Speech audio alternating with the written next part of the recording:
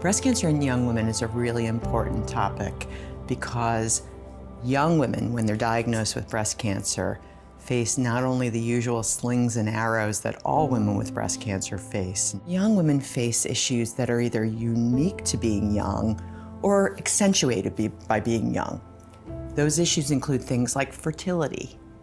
Women may not be done with having their families, or they may not even have started, and they may want children. They're also launching careers, finishing getting educated, starting new partnerships, or looking for a partner.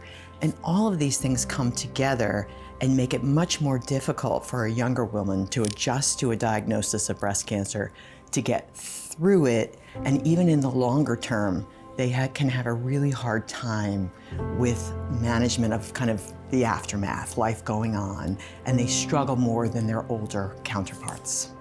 One of the things that compelled me to focus on breast cancer in young women was when I was in clinic. Those consults were hard. These young women were pulling in the heartstrings and were hurting, and at the same time, it was a lot of work because there were so many things to think about. And I said, if I'm having a hard time juggling everything these young women are juggling, even in just trying to give them recommendations, then the other doctors I work with must be having a hard time with that, and their care teams, and that we could do more to support both the physicians and the teams, as well as the patients, to make sure that no balls got dropped. For example, fertility. When we first started doing this, those conversations weren't happening. And if they happen too late, a bridge can be burned. And so trying to make sure that's up there at the beginning. Same thing with genetics, and then the psychosocial support, making sure they're supported from the beginning when they're making decisions, so that they make those decisions from a place of value and information as opposed to anxiety. And so the more we could support the patients and their care teams, the better the outcomes. That's what compelled me to pay attention to this.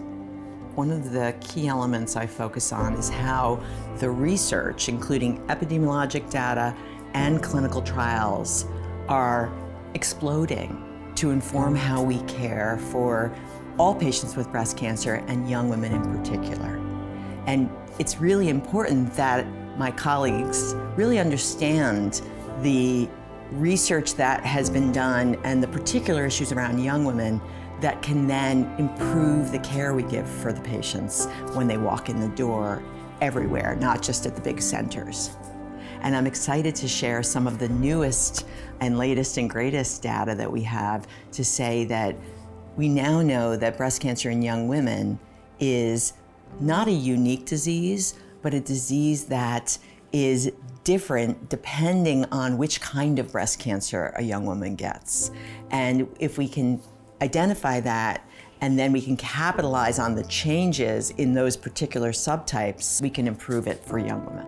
Something that we're doing a lot of work in, which is taking the patient's voice, eliciting what the patient has to say about what they're worried about, what their concerns are, what their symptoms are, and then using that information to inform how we tailor their supportive care, as well as how we take care of them over the long term. It's called patient-reported outcomes or patient-reported data.